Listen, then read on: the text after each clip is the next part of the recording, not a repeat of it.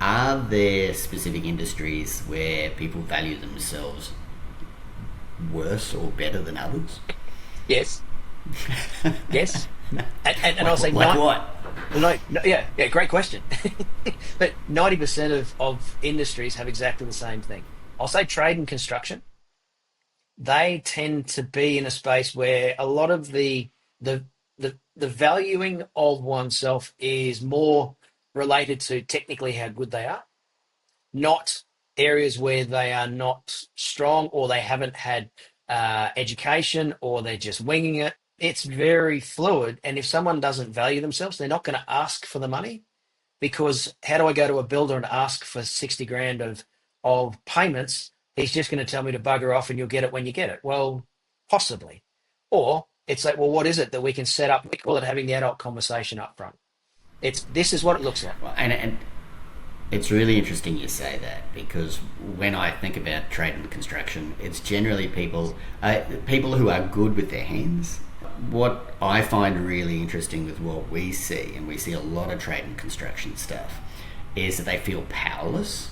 So it's not even about them valuing themselves, it's they feel less valued because they feel powerless in the contracts that they have with other people. And we spend a lot of time trying to help people rebuild that confidence around what rules are in place and what systems they can use to make sure that a debt that is slow in paying actually is prioritized moving forward. Totally. And stepping back into that space of going, well, in the first instance, do they have contracts in place? Let's throw that in there as a number one. B, do they have contracts, but are they prepared to put certain clauses in there to show that they value themselves enough to say, hey, if you don't pay by this date, this is what happens. Or if you're not ready for us to start work on this particular date, then we're going to take our team away and you're going to have to pay a fee, demobilization fee. There's a company that I know, they implemented that. One of the builders went, we're not paying that. They said, well, contractually, you have to. And they went, oh, since then, they've never missed a start date ever. Yeah. So what did it take? It took them to value themselves enough to say, no, we have a phrase, my house, my rules. Unless you're prepared to actually put into play that, someone says, oh, I'm not agreeing to that. Well, maybe it's a red flag. Maybe you're dodging a bullet. Maybe you're sitting there going, oh, I know this guy's going to pay late because they're not prepared to agree to this. So interestingly, at Assure Global Plus, we spend a lot of time, especially for tradies and subbies that don't have written contracts, helping them reconstruct those contracts out of emails and texts and whatever other correspondence types they've had with people in order to deliver that starting point where they can say, hey, yes, a contract actually exists, where there might not be one that has been firmly written out with a normal set of T's and C's. And the other thing that we do at Assure Global Plus on that front is actually use the leverage that every state provides through their version of the Security of Payments Act.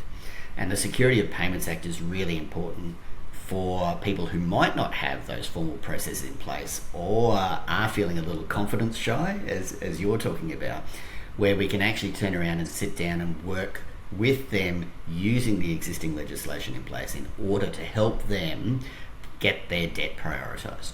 Yeah, which is perfect because I look at the space that we're in, that's not even close to anything that we do. And the beauty is the fact that we get to look at their business holistically, clients, workflow, financials, profitability, team, etc. We look at all those areas and we go, well, what's not working? This. What do you want it to be? This. Okay, well, if we can create a strategy for the business, then who can help you? Well, Michael, you guys do an amazing job because then it's going into the specifics of how do we make sure that we de-risk this business aligned with the strategic view of the business where they want to be 31st of December 2025. Then we create that picture and then go, who do they need? Well, obviously the profitability is not there, the cash flow is not there, the pain points are that their clients are paying late, their clients are rubbish, whatever. We reset that and go, well, do you have T's and C's in place or are they up to date? No. Well, maybe a conversation with Michael and your team to be able to go, we can update that to de-risk people paying late, or allow you to be able to recover where people choose to not value you and choose to pay late, even though you've asked them to pay on a certain time. On the other end of the spectrum, I suppose, is professional services. I see so many professional services organisations that are both slow at invoicing and really poor on collections disciplines because they understand where their client is and they're so deeply empathetic to where their clients are, their debtors are, that they struggle to have the confidence to go and ask for payment. Bingo. And when you said, so what industries do you feel are generally worse than others? The reason I kind of laughed was because of the fact that my mind initially went to trades and construction, but then my mind went to professional services, because we talk about people not valuing ourselves. Then as a former accountant, then my expertise was accounting, not chasing money. And so if I was looking to invoice a client and they weren't prepared to pay for it, that potentially could have been a challenging conversation, which I may have either put off, or it was something that yes, good at what we do, but there's that fear of, well, they'll tell me to bugger off and they'll go somewhere else. So there's an element of, if we value ourselves enough, we'll have that conversation up front to say, this is what it looks like, this is what the investment will be. If it fits, cool. If it doesn't, that's okay.